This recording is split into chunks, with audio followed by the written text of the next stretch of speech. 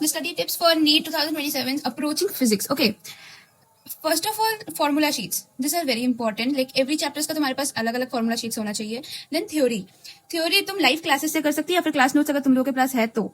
And practice, ये तीनों like on a daily basis तुम्हें हमेशा ही करना है. ठीक है. प्रैक्टिस, अभी तुम बुक्स की बात करो तो पीडब्ल्यू का मॉड्यूल्स मिल जाएगा. 37 ईयर्स नीट पीवाईक्यू का एक बुक है वो मिलेगा. या फिर मेरे भाई ने सजेस्ट किया कि तुम 7 ईयर्स का पीवाईक्यूज एवरीथिंग तुम सॉल्व कर सकती हो इनिशियल बेसिस पे. एंड अगर ये सब कंप्लीट हो जाए उसके बाद तुम अरिहंत का एक JEE मेंस का पास्ट 7 ईयर्स का बुक है वो तुम यूज कर सकती हो.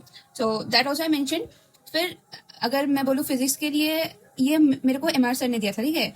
MR सर ने ये वाला मेरे को प्रोवाइड किया था कि नीट इंपॉर्टेंट ईयर्स के क्वेश्चन पेपर जो भी है वो तो एक ये है 16 फिर 17. 16 का 2 फेजेस में हुआ था एग्जाम, दोनों ही करने के लिए बोला है. फिर 17 फिर 18 19 21 25 एंड 24. 25 तो इस दफा ही हुआ है कि 25 का कर सकते हो. एंड ये 26 तो 2026 का, मैं भूल गई थी 25 लिखते. 2026 का ये सब नीट और डी नीट दोनों का पेपर.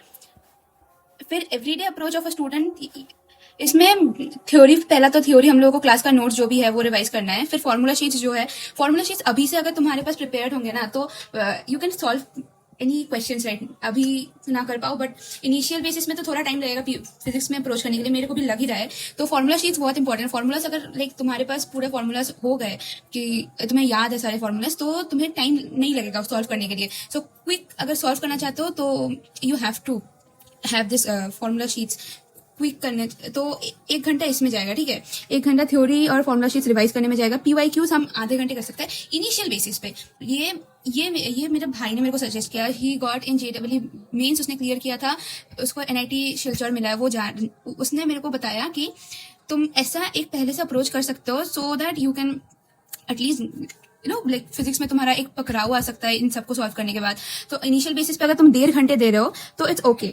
फिर उसके बाद अगर तुम लाइक रिवाइज करना चाहते हो ना, फिर रिवाइजिंग तुम मेडिजी का बुक्स यूज कर सकते हो, मेरे पास है.